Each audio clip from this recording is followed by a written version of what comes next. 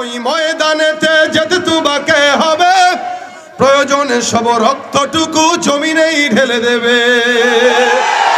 লড়াইয়ের ওই ময়দানেতে যেতে তোমাকে হবে, প্রয়োজনে সব রক্তটুকু জমিনেই ঢেলে দেবে। তবুও তোমায় লড়তেই হবে, মানিবে না পরাজয়। তবুও তোমায় লড়তেই হবে, মানিবে না পরাজয়। বিপ্লব মানে জীবন দেয়া বসে থাকা নয়, সে কোনো দিন আসবে না রে, করো যদি ভয়। আসবে বিজয় রক্ত আর জীবনের বিনিময়, আসবে বিজয় রক্ত আর জীবনের বিনিময়। বিপ্লব মানে জীবন দেয়া বসে থাকা নয়, সে কোনো দিন আসবে না রে, করো যদি ভয়। শাসনের নামে কেউ বা পিছছে মেহনতি জনতারে, ইমানের উপর আঘাত ওরা হানিছে বারে বারে। শাসনের নামে কেউ বা পিছছে মেহনতি জনতারে, ইমানের উপর আঘাত ওরা হানিছে বারে বারে।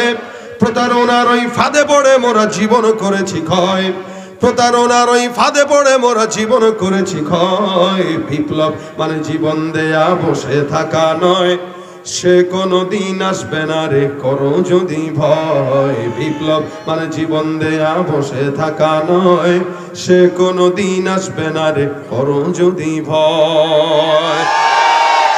ভয় করব, করলে যদি করতে হয় মালিকরে করব।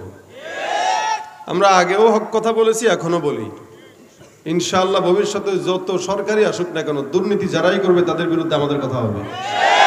তো যদি মনে করে, অনেকে বলে যে আগে আমরা মন খুলে কথা বলতে পারিনি, আমি কখনোই কথা বলি না। কি এর মন খুলে কথা বলতে পারি নাই? পারছি বলেই তো আমাদের লিস্ট সরকারের কাছে ছিল। যদি তেল মারতাম আর তেল খাইতাম তাহলে লিস্ট সরকারের কাছে থাকতো না। তা আগেও তেল খাই নাই, তেল মারি নাই, এখনো তেল মারবো না, খাবো না। আগের সরকারকেই গণি নাই। তবে এখন কেউ যদি ক্ষমতা না এসেও আমাদের উপর জুলুম করে, তাদেরকেও আমরা ছাড়বো না। আমরা কোনো দলের বিরুদ্ধে না, তবে আমরা হকের পক্ষে, বাতিলের বিরুদ্ধে, সন্ত্রাসের বিরুদ্ধে, চাঁদাবাজের বিরুদ্ধে, দুর্নীতিবাজদের বিরুদ্ধে। এই বিরুদ্ধাচারণ আমি যেমন করা দরকার, আপনাদেরও করা দরকার। বাংলার জনগণকে বাঁচানোর জন্য, ইমান আবরুকে বাঁচানোর জন্য বেঈমানের বিরোধিতা হার টাইম মরণ পর্যন্ত করবেন ইনশাআল্লাহ। আল্লাহ আমাদের তৌফিক দান করুন। এই যে বাংলাদেশে এত গুনাহ, এত অত্যাচার, এত অবিচার, এত চাঁদাবাজি, চাঁদাবাজি তো শেষ হয় নাই, আছে না? এই বাইতুল মুকাররমের এক ব্যবসায়ী আমারে কয়, হুজুর ব্যবসায় তো বরকত হয়েছে। আলহামদুলিল্লাহ, তাই তো সরকার যে ভালো হয়েছে। বরকতটা কোন দিকে শুনেন বলেন? আগে দিতাম 250 টাকা চান্দা, এখন দিই 350 টাকা। আমগো ঠিকই আছে, মানুষের যখন খরচ বাড়ে তখন বরকত বাড়ে। মানে খরচ বাড়লে ইনকামও, তা আপনার 350 টাকা খরচ বাড়ছে, তার মানে ইনকামও বাড়বে। এসে দিচ্ছে, তাহলে তার মানে বোঝা গেল চাঁদাবাজ একদল বিদায় হলেও আরেক দল ওঁত পেতে আছে। তাহলে এই যে চাঁদাবাজি, দুর্নীতি, সন্ত্রাসী, রাহাজানি, যা কিছু বলেন, এগুলো কারা করে? বাংলাদেশে তো মুসলমানই বেশি, তাই না? মুসলমানই করে। যারা করে এরাও মুসলমান, যারা দেয় এরাও মুসলমান, যারা খায় এরাও মুসলমান। কিন্তু আল্লাহ পাক তো সবাইকে মুসলমান বলেন নাই। ওয়ামিনান নাসি মান ইয়াকুলু আমান্না বিল্লাহি ওয়া বিল ইয়াউমিল আখির ওয়া মা হুম বিমুমিনিন। আল্লাহ কয় মানুষের ভিতরে অনেক থাকবে যারা বলবে আমি মুসলমান, আমি ইমানদার। চোরও ইমানদার মনে করে নিজেরে, দুর্নীতিবাজও নিজেরে কি মনে করে? না, আমাদের দেশের ওই ইমানদাররা, আমি 80 রাকাত তাহাজ্জুদ পড়ছি, একরাতে 70 রাকাত তাহাজ্জুদ, 80 রাকাত তাহাজ্জুদ তারা পড়ছে। ওদের হুজুর করে ধরে ধরে জেলখানায় নিছে, মুসলমানদের উপর অত্যাচার করছে, আয়না ঘর বানাইছে। 80 রাকাত তাহাজ্জুদ পড়ছে, সমস্যা কি? 80 রাকাত তাহাজ্জুদ পড়ার পরে যদি কিছু গুনাহ করে তাহলে তো খান্দা, মানে বরাবর তো গুনাহও করে, তাহাজ্জুদও পড়ে। এও যে বলে আমি 80 রাকাত তাহাজ্জুদ পড়ছি, সেও মুসলমান দাবি তো করে, কিন্তু আল্লাহ কি বলে তাকে মুসলমান? কেউ ঘুম থেকে উঠলেই যায় নামাজ আর তাসবিহ খুঁজে, আমি যাই নামাজ খুঁজি, মোবাইল খুঁজি না, তাসবিহ খুঁজি, এও মুসলমান দাবি করে। কিন্তু আল্লাহ পাক বলতেছেন না, মুসলমান দাবি করলেই হয় না, কেউ মুসলমান হবে তো সে দাবি করতে পারে, ভিতরে যদি মাল না থাকে যতই দাবি করুক, আল্লাহ পাক বলতেছেন ওমা হুম বিমুমিনিন, এগুলো সব ভণ্ড, বেঈমান, মুনাফিক। মুমিনের খাতায় তাদের নাম নেই, মুমিনের খাতায় তাদের নাম নেই। এখন আসেন, সব গুনাহ মুসলমানরা করতেছে কেন? অথচ ইসলামের পরে, ইমানের পরে মুসলমানের, আচ্ছা বলেন আগে ইসলামের ভিত্তি কয়টা? আলহামদুলিল্লাহ জানেন সবাই। এক নম্বরে, হ্যাঁ ঠিক মতো বুঝা বললেন, কেউ কে ইমান, কেউ কে নামাজ। আচ্ছা ইমান আর কালেমা একই জিনিস, কালেমা পাঠ করেই তো ইমানদার হয়, একই জিনিস। নামাজ আগে না ইমান আগে? বুঝে বলেন, ইমান আগে? মাশাআল্লাহ, ঠিক জিতছেন। বুনিয়াল ইসলামু আলা খামসিন শাহাদাতি আল্লা ইলাহা ইল্লাল্লাহ। ইসলামের মৌলিক ভিত্তি পাঁচটার ভিতরে সর্বপ্রথম কালেমা, লা ইলাহা ইল্লাল্লাহ। এরপরে কি বলেন জোরে? তারপরে কি? তারপরে কি? তারপরে কি? মাশাআল্লাহ, আপনারা সবাই পাস। ও হুজুর আছেন, এমন হুজুর থাকতে কি ফেল করবেন নাকি আপনারা? আমাদের দেশে এরকম মানুষও আছে। আমি এর আগে অনেকবার, মানে এর আগে ভিডিও দেখছিলাম একটা, অনেক আগে। একজনকে প্রশ্ন করতেছে, ভাই চারজন নবীর নাম বলেন, একা আবু বকর, ওমর, ওসমান, আলী। সুবহানাল্লাহ কইবেন না নাউজুবিল্লাহ কইবেন? দেখেন সুবহানাল্লাহ করলো কস। তা আবু বকর, ওমর, ওসমান, আলী নবী? তো সুবহানাল্লাহ কইলেন যে? বুঝছে না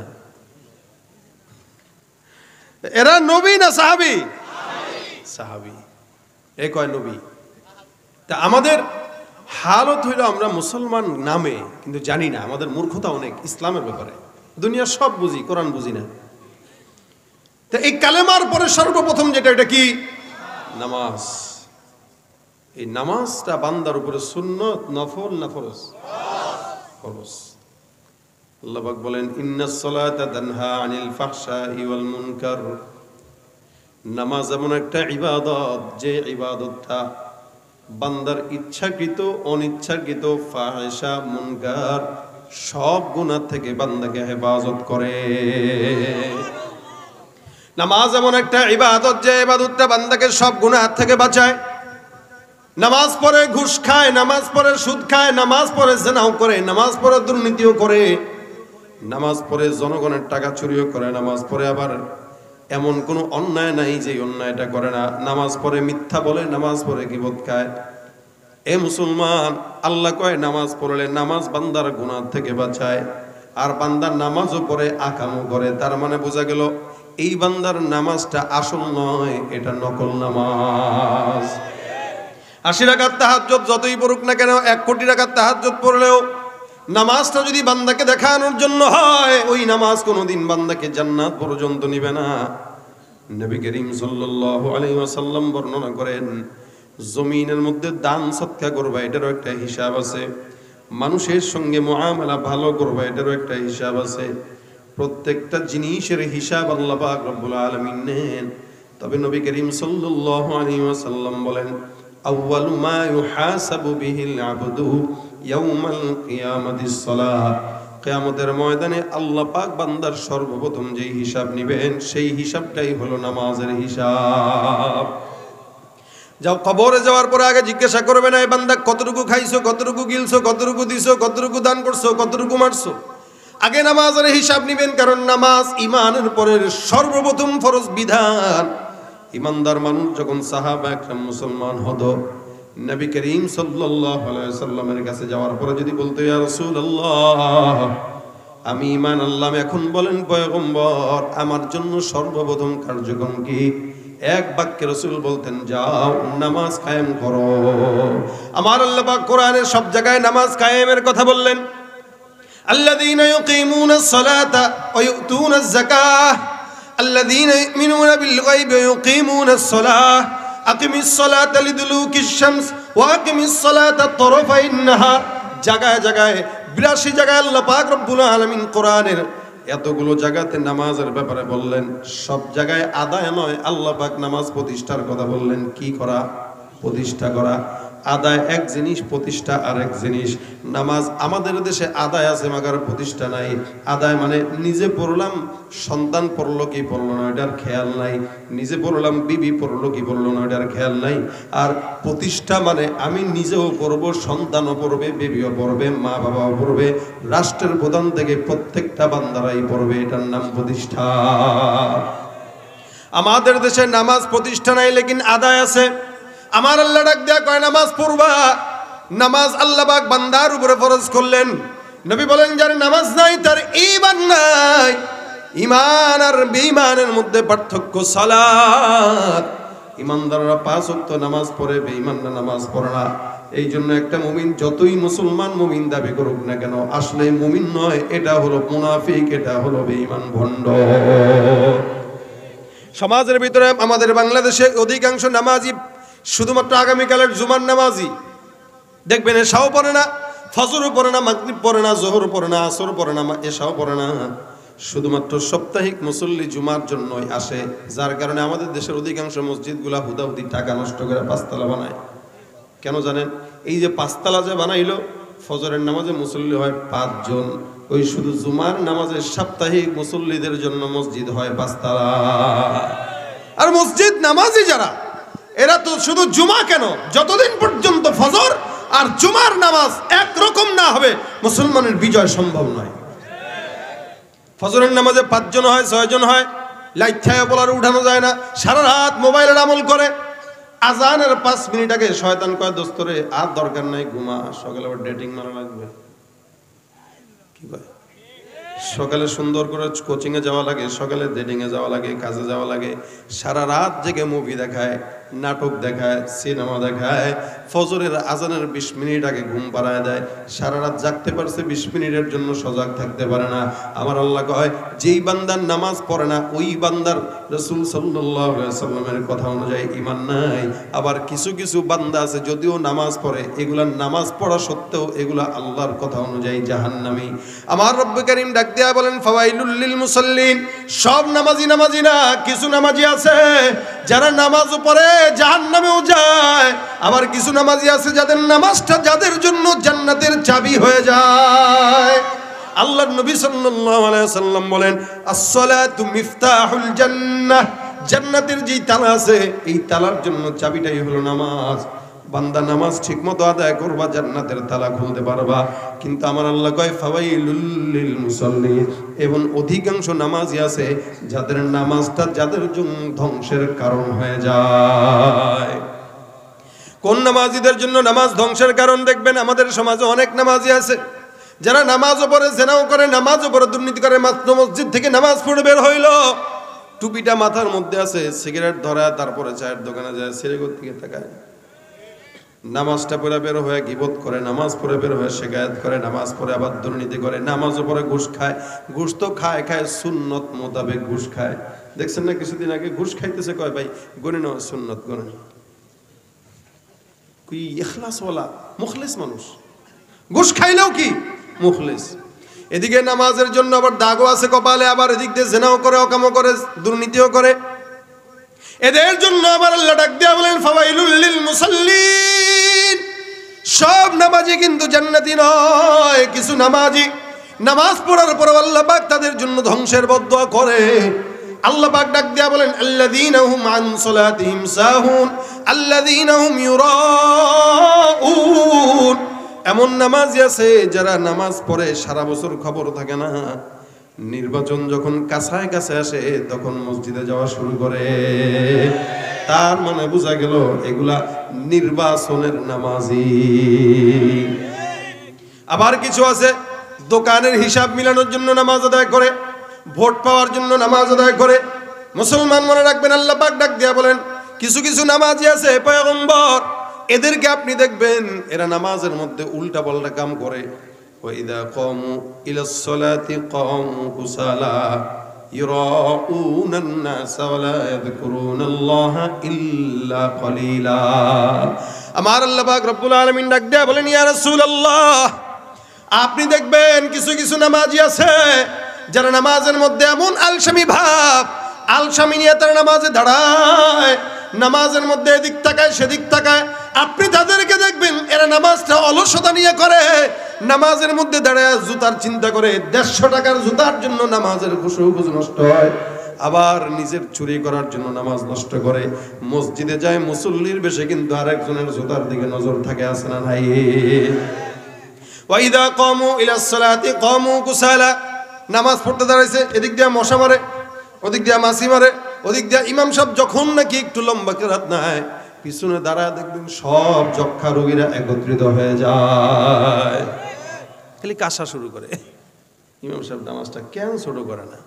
বিশেষ করে রমজান আসতেছে, দেখবেন যে মসজিদে যত বেশি দ্রুত তারাবি তত বেশি মুসল্লি। যেই মসজিদে হাফেজ সাহেব যত আসতে পড়ে, ওই মসজিদে মুসল্লি নাকি এটা কোনো মানে হাফেজের কাতারে পড়েনি, পড়তে পারে না, কিছু না, আলহামদুলিল্লাহ কয় তো শেষ হয় না, কয় তো শেষ হয় না। আর আমাদের মসজিদের হাফেজ বাপরে বাপ, খালি আলহামদু বোঝা যায় আর দলিন বোঝা যায়, কিচ্ছু বোঝা যায় না। ওরে সুবহানাল্লাহ, ফেলাইয়া জান্নাতে চলে যাবে। চিন্তা করার অবস্থা নামাজের মধ্যে কি হাল। এদের ব্যাপারে আল্লাহ পাক বলেন ওয়াইদা কামু ইলাস সালাতি কামু কুসালা, এরা নামাজের ভিতরে আলসামি নিয়ে দাঁড়ায়, নামাজের ভিতরে মাছি মারে, নামাজের ভিতরে মশা মারে। নবী করিম সাল্লাল্লাহু আলাইহি ওয়াসাল্লামের নামাজ আর আমাদের নামাজের মধ্যে পার্থক্য আছে কিনা? এমন এমন পীরের মুরিদ আছে যারা নাকি পীরের দরবারে গেলে নামাজই লাগে না। হায় হায়, আমার নবী কয় ইন্তেকালের আগ মুহূর্তে রাসূল বলেন আসসালাহ ওয়া মা মালাকাত আইমানুকুম, ইন্তেকালের আগ মুহূর্ত পর্যন্ত আমার পয়গম্বর নামাজের কথা বলেন। আর আমাদের দেশে যেই সমস্ত ভণ্ডরা কয় নামাজ লাগে না, বুঝতে হবে এগুলা মুসলমান তো দূরের কথা, এগুলা মুসলমান ইমানদার দাবি করলেও এগুলা ইমানদার হতে পারে না। আল্লাহ পাক রব্বুল আলামিন বান্দাকে নামাজটা ফরজ করলেন। রাসূল সাল্লাল্লাহু আলাইহি ওয়াসাল্লামের নামাজ আর সাহাবীদের নামাজ, আপনার আমার নামাজে আসমান জমিন তফাত।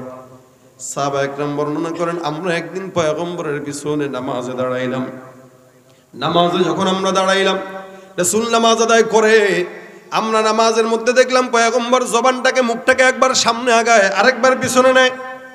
আমরা আমার পয়গম্বরকে নামাজের পর জিজ্ঞাসা করলাম, ইয়া রাসূলুল্লাহ, নামাজের মধ্যে আপনাকে বারবার জবানটাকে সামনে আর পিছনে, সামনে আর পিছনে করতে দেখলাম, কি কারণ? রাসূল বলেন, তোমরা কেমনে বুঝলা আমি নামাজে এমন করি? সাহাবারা বলেন, বিতাহরিকিল হিয়া, আপনার দাড়ি মোবারক নড়াচড়ার কারণে আমরা বুঝলাম।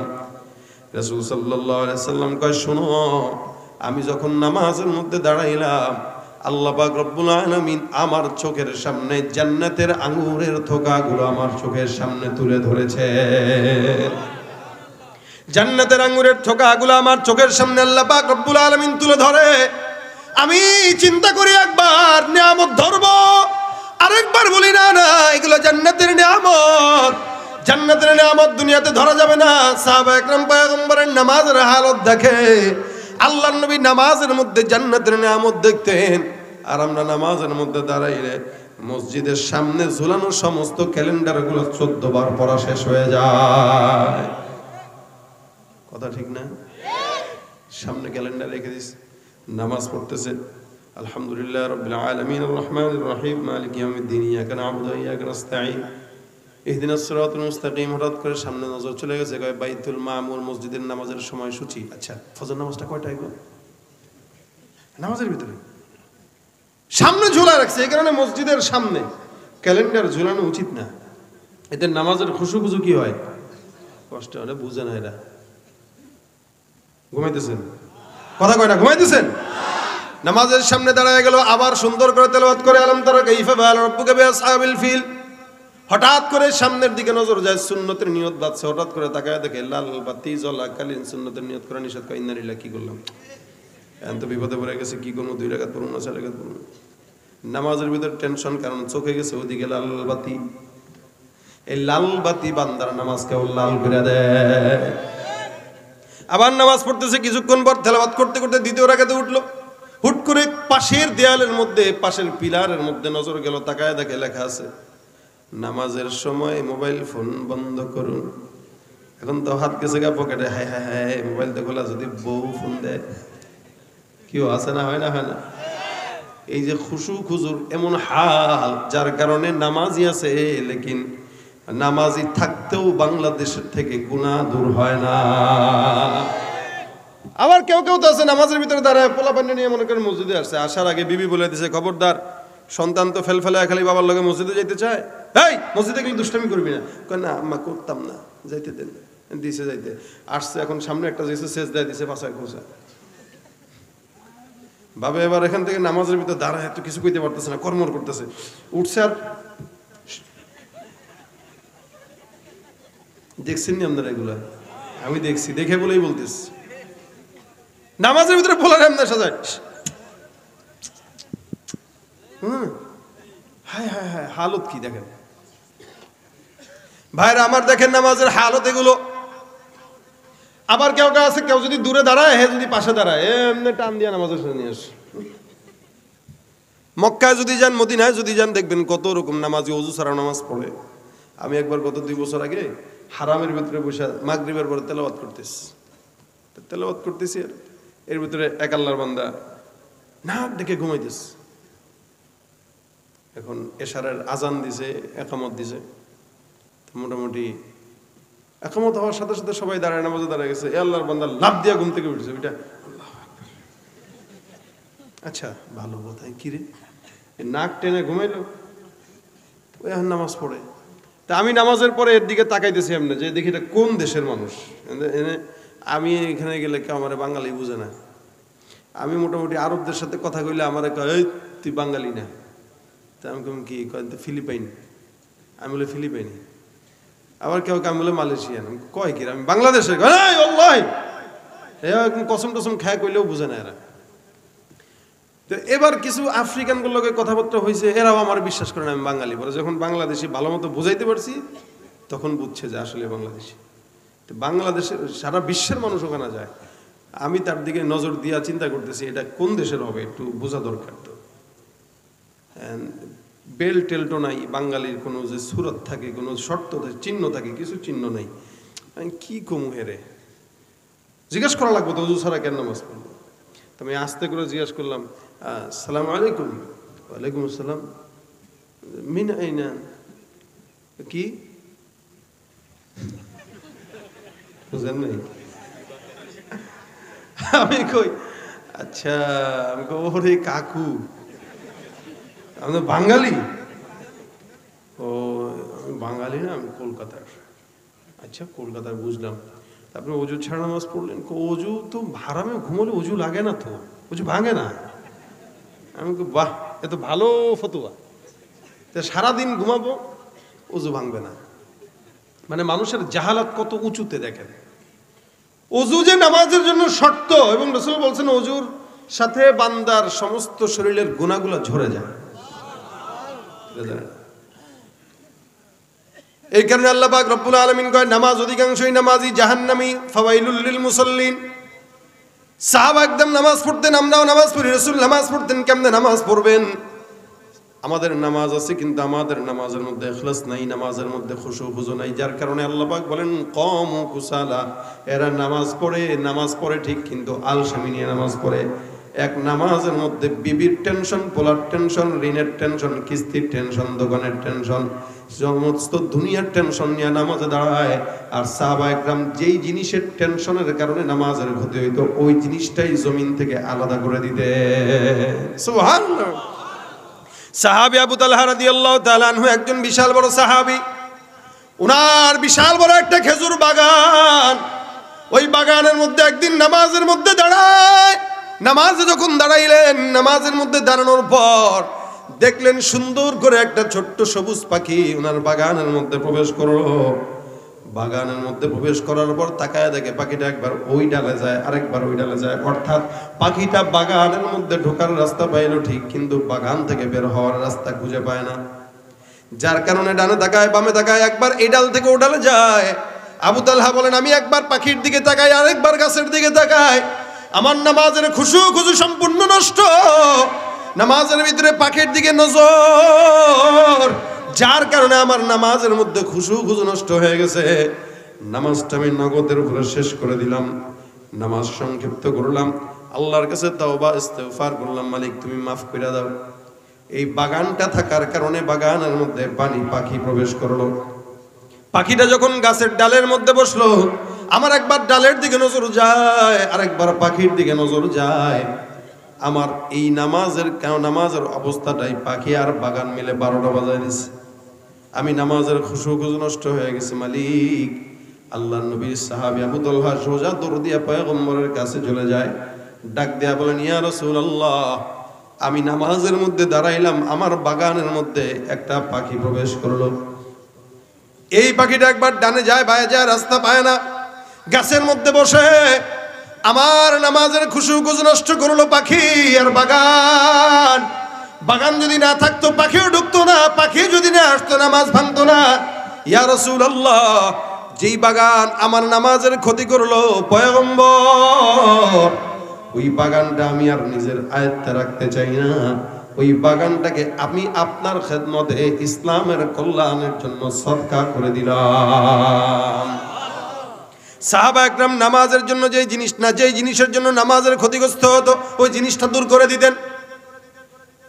হাজী ইমদাদুল্লাহ মুহাজিরে মক্কি রাহমাতুল্লাহ আলাইহি উনি যখন হিজরত করে মক্কায় যায়, মক্কায় যাওয়ার পর নামাজের মধ্যে দাঁড়ালেন,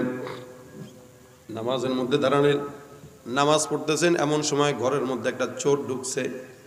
চোর ঢুকার পর ওনার ঘরের মধ্যে যে আসবাবগুলো ছিল ওই আসবাবগুলো চুরি করে নিয়ে গেছে। ইমদাদুল্লাহ মুহাজিরে মক্কি রাহমাতুল্লাহ আলাইহি নামাজের পর আলহামদুলিল্লাহ।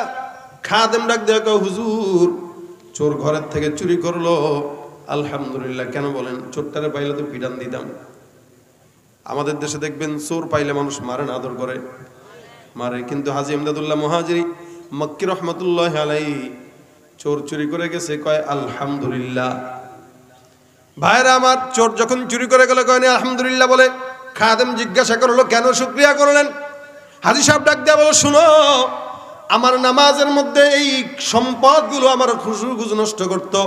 প্রতিনিয়ত নামাজের মধ্যে যখন দাঁড়াইতাম মাথার মধ্যে আসতো চোর যদি ঢুকে চুরি করে যদি নিয়ে যায়। আলহামদুলিল্লাহ এখন ঘরে একটা জিনিসও নাই, যার কারণে নামাজ পড়তে গেলে আর জবানের মধ্যে মাথার মধ্যে কোনো পেরেশানি থাকবে না। আজ থেকে আমার মাওলার সঙ্গে সুন্দর করে ইবাদতে মনোযোগ বসাইতে পারবো। আলহামদুলিল্লাহ। ওলামা ইকরামদের নামাজ ছিল এরকম নামাজ, সাহাবা ইকরামদের নামাজ ছিল এরকম নামাজ। নামাজের মধ্যে তীর বার করে দিতেন, তীর কামড়ায় দিয়া বের করে দিতেন, ব্যথাও পেত না, কিন্তু সেই তীরটা সজাগ থাকা অবস্থায় 2-4 জন মিলেও ধরে বের করতে পারতো না। তাদের নামাজ তাদেরকে জান্নাত পর্যন্ত নিয়ে গেছে। আর আমাদের নামাজ আমাদেরকে দুর্নীতিবাজ বানায়, জেনাকারী বানায়, সুদখোর বানায়। তার মানে বোঝা গেল আমরা নামাজ আল্লাহর জান্নাতের জন্য পড়ি না, আমরা নামাজ পড়ি ধান্দার জন্য, ঠিক কিনা? এরপরে আবার নামাজ কিছু আছে, নামাজের কথা শুনলে মাথায় ব্যথা হয়, নামাজ তো পড়েই না, নামাজই দেখতেও পারে না, আছে না নাই? তুমি রমজান এলে রাখো না রোজা, দিনকে করো আঘাত, পয়সা কড়ির নেই তো অভাব, দাও না তো যাকাত, ইমানদারির বড়াই করো নেই তোমার ইমান, তুমি ইমানদারির বড়াই করো নেই তোমার ইমান, তুমি কেমন মুসলমান, তুমি কেমন মুসলমান, নামাজের সাথে নাই পরিচয়, মানো না কোরআন, নামাজের সাথে নাই পরিচয়, মানো না কোরআন, তুমি কেমন মুসলমান, তুমি কেমন মুসলমান, ঠিক কিনা? নামাজ জান নাই তার কি নাই? ঈমান নাই। এই কারণে 5 ওয়াক্ত নামাজ আল্লাহ পাক ফরজ করেছেন। যদিও আমরা 5 ওয়াক্ত নামাজ পড়ি কিন্তু সওয়াব হয় 50 ওয়াক্তের। কয় ওয়াক্তের? আমার আল্লাহর নবী আল্লাহর কাছ থেকে চায় বারবার কমায় 5 ওয়াক্ত নামাজ ফরজ করলেন। আমার আল্লাহ ডাক দেয়া বলেন, ইয়া রাসূলুল্লাহ, আপনাকে আমি যদিও 5 ওয়াক্ত নামাজ দিলাম, কিন্তু মনে রাখবেন যদিও সমস্ত সবার আগে 50 ওয়াক্ত নামাজ আমি আপনার উম্মতকে দিলাম, এই 5 ওয়াক্ত কমায় আপনি আনলেন। যদিও বান্দা 5 ওয়াক্ত নামাজ পড়বে, আমি আল্লাহ পাক বান্দাকে এক একটা ওয়াক্তের বরকতে 50 ওয়াক্ত রাকাতের সওয়াব দান করে দিব। এক ওয়াক্তে 10 ওয়াক্ত করে, এক ওয়াক্তে 10 ওয়াক্ত করে 5 ওয়াক্ত পড়বে, 50 ওয়াক্তের সওয়াব আল্লাহ বান্দার আমলনামায় দিবেন। নামাজ বান্দার সমস্ত গুনাহ থেকে বাঁচায়, নামাজ বান্দাকে হেফাজত করে, নামাজ বান্দার নজরের হেফাজত করে, নামাজ বান্দার জিহ্বার হেফাজত করে, নামাজ বান্দার কানের হেফাজত করে, নামাজ বান্দার সম্মানের হেফাজত করে, নামাজ বান্দার রিজিকের হেফাজত করে। এই মুসলমান, আমার নবী বলেন এই কারণে মুসলমান আর বেঈমানের মধ্যে যদি তফাৎ দেখতে যাও, দেখো নামাজ আদায় করে কিনা, কারণ যার নামাজ নাই তার ঈমান থাকতে পারে না। এ ভাইরা আমার, এই কারণে পাঁচ ওয়াক্ত নামাজ আপনার জন্য আমার জন্য জরুরি নয়, ফরজ। কি? আমার জন্য ফরজ, আপনার বিবির জন্য ফরজ, আমার সন্তানের জন্য ফরজ। 7 বছর থেকে পয়গম্বর বলেন নামাজের তাগিদ দাও। 7 বছর পর যখন 10 বছর হয়, এখন নামাজের জন্য তাকে জোরাজোরি করো, বারবার তাগিদ দাও। যদি না পড়ে তারপর প্রহার করো। এ মুসলমান, নামাজ এমন একটা জিনিস, যে জিনিসটার সঙ্গে যেটাই সম্পৃক্ত সেটার দাম আল্লাহ পাকের কাছে বেশি। নামাজের জন্য ওযু শর্ত। রাসূল বলেন কোন বান্দা যদি ওযু করে, কোন বান্দা যদি হাত ধোয়, কোন বান্দা যদি মুখমণ্ডল ধৌত করে, আল্লাহর নবী ডাক দিয়া কয়, বান্দা চক্ষু দিয়ে নামাজের আগ পর্যন্ত যে গুনাহ করলো, ওই সমস্ত গুনাহগুলো মুখ ধৌত করার কারণে আল্লাহ পাক সব গুনাহগুলোকে সুন্দর করে ঝরায় দেয়। রাসূল করিম সাল্লাল্লাহু আলাইহি ওয়াসাল্লাম বলেন, এক ওয়াক্তের নামাজ আর এক ওয়াক্তের নামাজের জন্য কাফারা। এই ফজর থেকে জোহর পর্যন্ত যত গুনাহ করবেন, জোহর পড়ার সাথে সাথে ফজর থেকে জোহর পর্যন্ত সব গুনাহগুলো আল্লাহ পাক মাফ করে দিবে। জোহর থেকে আসর পর্যন্ত যত গুনাহ হবে, কেউ যদি আসরের নামাজ পড়ে আল্লাহ পাক মাঝখানের গুনাহ মাফ করে দেয়। তেমনই ভাবে মাগরিব পর্যন্ত যত গুনাহ হয় সব মাফ করে দেয়। ঈশা পর্যন্ত যত গুনাহ হয় সব মাফ করে দেয়। শুধু তাই না, এ মুসলমান নবীর উম্মত, আল্লাহ পাক রব্বুল আলামিনের হাবিব বলেন, যেহেতু কাফারা বান্দার অতীতের সব গুনাহগুলো মাফ করে। শুধু তাই নয়, এই নামাজটা পড়ার আগেই ওযুর সঙ্গে সঙ্গে বান্দার হাত, পা, নাক, কান সব কিছুর গুনাহ আল্লাহ পাক আগেই ঝরায় দেয়। এ ভাইরা আমার, এই কারণে 5টা ওয়াক্ত নামাজ আমাদের খুব যত্ন সহকারে পড়া উচিত। মসজিদের সঙ্গে নামাজের সম্পৃক্ত, ওযুর সঙ্গে নামাজের সম্পৃক্ততা। এই কারণে ওযুর দাম, ওযুর কারণে বান্দার গুনাহ ঝরে যায়। মসজিদের সঙ্গে সম্পৃক্ততা থাকার কারণে আল্লাহ পাক মসজিদের এত সম্মান দান করেছেন। যার কারণে নবী বলেন, কেউ যদি আল্লাহর ঘর মসজিদের জন্য একটা ইট দিয়েও সহযোগিতা করে, এই বান্দার জন্য জান্নাতে আল্লাহ পাক একটা প্রাসাদ বানায় দেয়। মান বানা লিল্লাহি মসজিদান বানাল্লাহু লাহু বাইতান ফিল জান্নাহ। আমার রাসূল ডাক দেয়া কয়, উম্মত, কেউ যদি আল্লাহর জন্য জমিনে একটা ঘর বানায়, আল্লাহ পাক রব্বুল আলামিন ওই বান্দার জন্য জান্নাতে ঘর বানায় দেয়। এ মুসলমান, নামাজি দেখলেই কিন্তু চেনা যায়, কারণ নামাজিদের জন্য আল্লাহ পাক বলেন, সীমাহুম ফি উজুহিহিম মিন আতারিস সুজুদ। নামাজি যারা বলা লাগে না, এদের চেহারা দেখলেই বোঝা যায়, কারণ এদের কপালের মধ্যে সিজদার নূর প্রকাশ পায়। তার মানে নামাজ যে পড়ে না সে ইমানদার না বেঈমান? বলেন না জোরে, বেঈমান। 5 ওয়াক্ত নামাজ আমাদের পড়া উচিত, শুধু উচিত না, ফরজ। কেউ যদি দৈনন্দিন 5 বার গোসল করে, রাসূল বলেন 5 বার গোসল করানোওয়ালা ব্যক্তির যেমন শরীরের মধ্যে কোনো ময়লা থাকে না, ঠিক তেমনই ভাবে 5 ওয়াক্ত নামাজ পড়ানোওয়ালা মুমিনের গায়ে কোনো গুনাহের দাগ থাকে না। কত মর্যাদাবান একটা ইবাদত, অথচ আমরা এটাকে সবচাইতে অবহেলা করি। খালাস পড়মুনে, বয়স হোক 50, বয়স হোক 60, অথচ 60 বছর বাঁচবে। কে গ্যারান্টি দিছে ওরে? বলেন, কেউ দিছে আপনাদেরকে গ্যারান্টি বাঁচবেন 50 বছর? আছে? যেহেতু গ্যারান্টি নাই, কতদিন বাঁচবো? এই কারণে এই নিয়তে নামাজ পড়বেন। এশার নামাজটা এই নিয়তে পড়বেন যে এশার নামাজের পর যদি মরি, আল্লাহর কাছে বলতে পারবো, আল্লাহ এশার নামাজটা পড়ে আসছি। ফজরের নামাজের পরে যদি মারা যায়, বুঝবেন যে ফজরের নামাজটা পড়ে আসছি, বলতে পারবেন। মুনাফিকের আলামত, রাসূল বলেন, মুনাফিকরা ফজর পড়ে না, এশা পড়ে না, আর ইমানদাররা বেঈমানরা নামাজই পড়ে না। এই কারণে দেখবেন ফজরের নামাজ যারা মসজিদ থেকে পড়ে বের হন, দেখেন তো সুন্দর লাগে। ফজরের আমল, ফজরের আবহাওয়াটা স্বচ্ছ থাকে, পবিত্র থাকে। কি বলেন?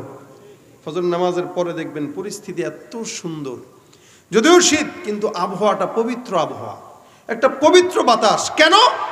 কারণ প্রত্যেকটা মুনাফিক ওই সময় ঘুমায়, শুধুমাত্র সিজদাকারীরাই আল্লাহর জন্য সকালবেলা জাগে। কোনো মুনাফিকের নিঃশ্বাস ফজরের আবহাওয়ায় থাকে না। এই কারণে ফজরের আবহাওয়া স্বচ্ছ, পরিচ্ছন্ন, পবিত্র। এই সময়টা আল্লাহ পাক আসমান থেকে বান্দার জন্য রহমত বর্ষণ করে।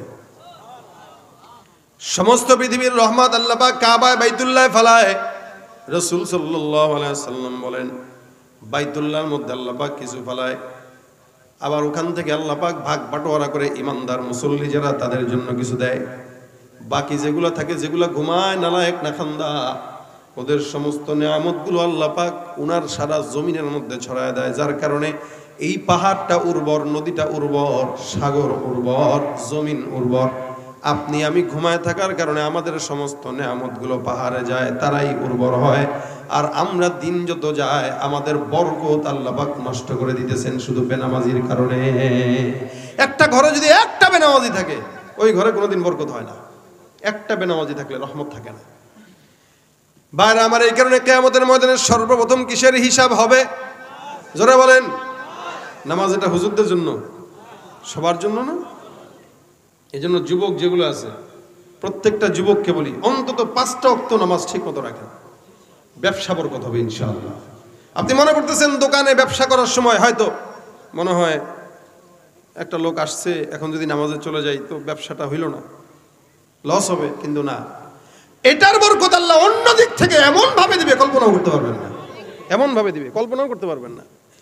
এই জন্য আপনি নামাজের আজান যদি হয় ফাসাউ ইলা যিকরিল্লাহি ওয়া দারুল বাই', দোকানপাট বন্ধ করে দাও, জমিনের আল্লাহর ঘর মসজিদের দিকে আগায় যাও। আল্লাহর ঘর মসজিদ থেকে আমাদেরকে 5 বার ডাকা হয়, আমরা তারপরও যাই না। বিখ্যাত তাবেঈ সাঈদ ইবনুল মুসাইয়িব রাহমাতুল্লাহি আলাইহি নামাজের আজানের আগে আগে সব সময় মসজিদে যাইতেন। তো ওনারা একজন প্রশ্ন করতেছে, হুজুর আপনি আজান দেওয়ার সাথে সাথেও তো গেলে পারেন, আপনাকে জিন্দেগিতে আমরা দেখি না আজানের পরে মসজিদে যাইতে, আপনি সব সময় আজানের আগেই যান, কেন যান? হযরত সাঈদ ইবনুল মুসাইয়িব বলেন, শোনো, আল্লাহ 5 ওয়াক্ত আজানের মাধ্যমে আমাকে ডাকে, কি হাইয়া আলাস সালাহ, আসো নামাজের জন্য মসজিদে আসো। ডাকেন কে? বলে আল্লাহ ডাক দেন মুসলমানকে নামাজের জন্য। হাইয়া আলাস সালাহর মাধ্যমে আল্লাহর ঘর মসজিদে ডাকা হয়। আরে কুদরতওয়ালা রব তার ঘরে ঢোকার জন্য আমাকে ডাকবে আর তারপর আমি যাব, এটা হইতে পারে না। যার কারণে আল্লাহ যেন না ডাকা লাগে, ডাকার আগে আমি ঘরে মসজিদে চলে যাই। আল্লাহ ডাকবে আর আমি যাব, এটা কেমনে হয়? আল্লাহ ডাকলে তারপরে যাব, এটা কেমন? আমি আল্লাহর নামাজে আল্লাহ পাক ডাকার আগে যদি যাই তাহলে বলতে পারবো আল্লাহ তোমার ঘরে কোনোদিন আমাকে ডাকা লাগে নাই, আমি নিজের ইচ্ছায় আসছি। রাসূল বলেন ওয়াকলবুহু মুআল্লাকুম বিল মাসাজিদ, মসজিদের সঙ্গে যাদের অন্তর লেগে থাকে আল্লাহ পাক ওই বান্দাকে আরশের নিচে কিয়ামতের ময়দানে ছায়া দিবেন। সুবহানাল্লাহ। যার অন্তর মসজিদের সাথে লেগে থাকে। ফজর পড়ছে, আরে জোহরের টাইম কয়টা রে, জোহরের টাইম কয়টা, হয় না কে, টাইম হয় না কে। আরেকটা হইলো এই রে দূর খালি আজান দেয়, ধুর এই মাত্র জোহর পড়লাম, এখন আবার আসর আজান দিয়ে দিস, আবার আসর দেওয়ার পর আবার মাগরিব, দূর মুয়াজ্জিন কো কাম নাই, খালি কিছুক্ষণ পর পর আল্লাহু আকবার আল্লাহু আকবার। আছে অনেকে, কত বড় কপাল পোড়া। অথচ রাসূল বলেন কারো দিল যদি মসজিদের সঙ্গে সম্পর্ক থাকে আল্লাহর আরশের নিচে আল্লাহ পাক তাকে ছায়া দান করবেন। এজন্য 5 ওয়াক্ত নামাজ জামাতের সঙ্গে আদায় করবো তো ইনশাআল্লাহ। কারা কারা নিয়ত করেন? হাত তুলে নিয়ত করেন ইনশাআল্লাহ। আল্লাহ তুমি কবুল করো, জোরে বলেন আমিন। এই যে নিয়ত করছেন না, এই নিয়তের বরকতে আল্লাহ সওয়াব লিখে দিয়েছেন। রাসূল বলেন মান হাম্মা বিহাসানাতিন, কেউ নেক কাজের কোনো নিয়ত করলো কিন্তু কাজটা করতে পারে নাই, হয়তো ভুল হয়ে গেছে, কাতাবাল্লাহু লাহু হাসানাতান কামিলা, আল্লাহ পাক তার আমলনামায়